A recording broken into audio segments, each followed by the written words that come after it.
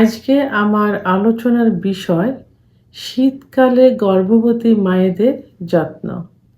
দেশের এবং প্রবাসের ভাই বোনদের প্রতি সালাম। আসসালামু আলাইকুম। আমি প্রভাষক ডাক্তার রিক্তা পারভিন, হোমিওপ্যাথি এবং আয়ুর্বেদিক চিকিৎসক। একজন মা অর্থাৎ একজন মহিলা যখন গর্ভবতী হন অর্থাৎ তার গর্ভে যখন বাচ্চা আসে, তখন তার আলাদা যত্নের প্রয়োজন হয়ে থাকে। কারণ তার শরীরের উপরে নির্ভর করবে তার বাচ্চার শারীরিক অবস্থা। তার শরীর যদি ভালো থাকে, সুস্থ থাকে, তাহলে তার গর্ভের সন্তানও সুস্থ থাকবে। তো এজন্য গর্ভবতী অবস্থায় আ মা এবং সন্তানের উভয়েরই যত্নের প্রয়োজন হয়ে থাকে। তো এখন সন্তান তো সরাসরি যত্ন ওইভাবে করতে পারা যাচ্ছে না। সন্তানের কথা তাকে তো কোনো কিছু খাওয়ানো যাচ্ছে না। আলাদা সেবা দেওয়া যাচ্ছে না। সেই সেবাটা কাকে দিতে হবে? মাকে দিতে হবে। কারণ মা সুস্থ থাকলে সন্তান সুস্থ থাকবে। তো এখন শীতকালে, বিশেষ করে শীতকালের বিষয়টা নিয়ে এখন আলোচনা করব। তো আ নরমাল গ্রীষ্মকালের তুলনায় শীতকালে কিন্তু মায়েদের অনেক সমস্যা দেখা যায়। কারণ এই সময় আ মায়ের উম রোগ প্রতিরোধ ক্ষমতা কমে যায়। ইমিউনিটিটা কমে যায়। তো এইজন্য কি করতে হবে? শীতে পর্যাপ্ত পরিমাণ শীতকালীন যে সবজি, সেই সবজিগুলো খেতে হবে। সবজি, ফলমূলগুলো খেতে হবে।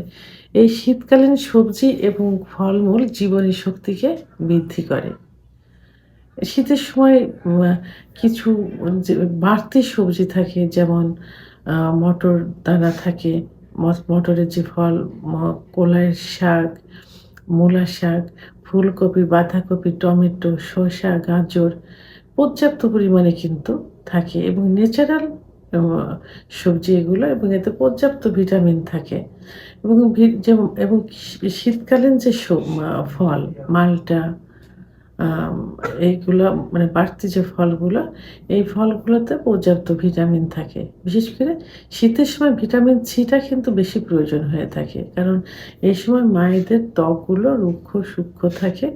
অম আ তো এইজন্য মায়েদের যে অবস্থা হবে ঠিক বাচ্চারও সেই অবস্থা হবে। এইজন্য এই খাবারগুলো মায়েদের খাইতে হবে।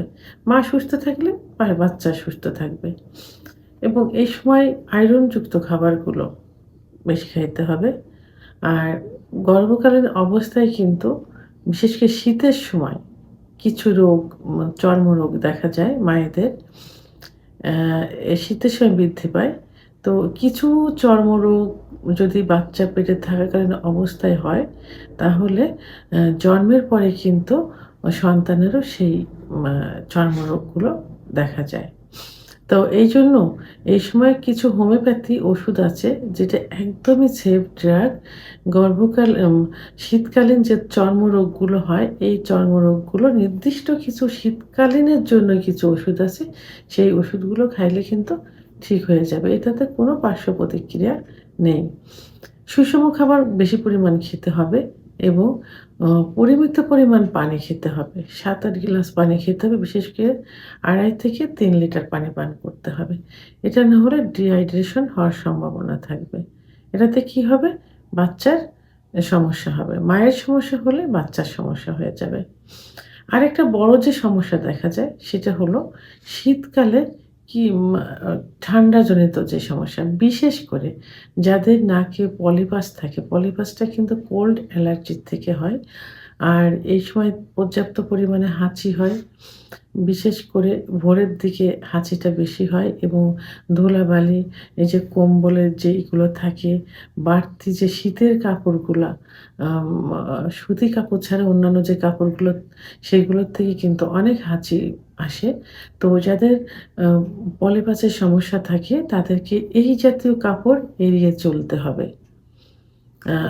যেন হাঁচিটা না হয়। কারণ পেটে হাঁচি হলে, ঠান্ডা লাগলে কি হবে?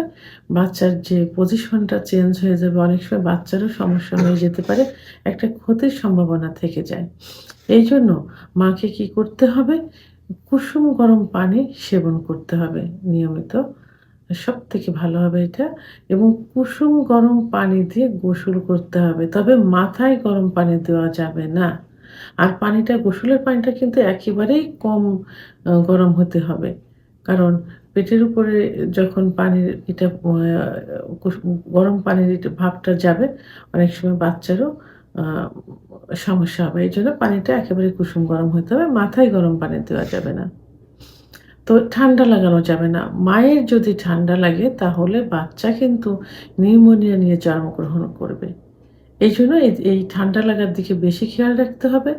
আর রাত্রে যখন ঘুমোতে যেতে হবে অথবা শীতের কাপড় যখন পরিধান করতে হবে, অতিরিক্ত গরম আ কাপড় মানে পরিধান করা যাবে না। সাধারণত শীত যেটাতে যাবে সেই জাতীয় কাপড়ই পরতে হবে।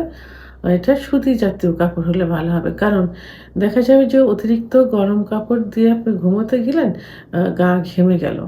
এই ঘামটা কিন্তু শরীরে বসে যাবে। বাচ্চারও কিন্তু ক্ষতি হবে। এইজন্য সহনশীল জাতীয় শীতের কাপড় পরিধান করতে হবে এবং গায়ে দিয়ে ঘুমোতে হবে। তো এ এইজন্য এবং পর্যাপ্ত পরিমাণ কিন্তু পুষ্টিকর খাবার, বিশেষ করে ভিটামিন সি জাতীয় খাবারগুলো শীতের সময় বেশি খেতে হবে। তাহলে মা এবং বাচ্চাকে সুস্থ রাখতে হলে আলাদা কিছু যত্নের প্রয়োজন, কিছু সেবার প্রয়োজন, সেগুলো করতে হবে। বিশেষ করে শীতকালে এই যত্নটার বেশি প্রয়োজন হয়ে থাকে। ভিডিওটি সম্পর্কে যদি কোনো মতামত থেকে থাকে অবশ্যই কমেন্টসের মাধ্যমে জানাবেন। আর ভিডিওটি ভালো লাগলে লাইক, কমেন্ট, সাবস্ক্রাইব করে আমার সঙ্গে থাকুন। আল্লাহ হাফেজ।